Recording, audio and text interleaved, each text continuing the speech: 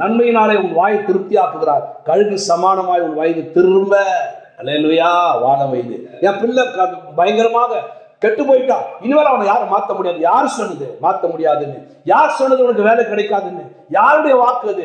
யார் சொன்னது உனக்கு திருமணம் ஆகாதுன்னு சொல்லி? யார் சொன்னது உனக்கு கடன் பிரச்சனை தீராதுன்னு சொல்லி? உன் கணவர் மாற மாட்டார், என் பிள்ளை மாறாது, இது நடக்காது, இந்த வியாதி போகாது. யார் சொன்னது அது? கர்த்தர் சொல்லுகிறார், திரும்ப உனக்கு வாழ வயது போல ஆக்குவார். பிரச்சனையா போராட்டமா கர்த்தரோட உட்காரு. கர்த்தர் ஒரு நாள் எழுப்புவார் பாரு, அப்ப பரப்ப பாரு, கையை தூக்குவ பாரு.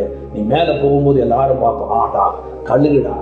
அல்லேலூயா. கர்த்தர் தூக்கினார், கர்த்தர் இவனை உயர்த்தினார், கர்த்தர் இவனை ஆசீர்வதித்தார் என்று சொல்லி அப்போ சொல்லுவாங்க. அதனால்தான் கர்த்தரோட உன்னை திரும்ப ஒரு வயது கொடுப்பேன். நீ ஃபெயிலியர் ஆயிட்டியா, திரும்ப கஷ்டம் வந்துச்சா, திரும்ப முடியலையா, திரும்ப தோல்வியா, திரும்ப வாழ வயதை கொடுத்து ஆண்டவர் மேல தூக்கி கொண்டு போவார்.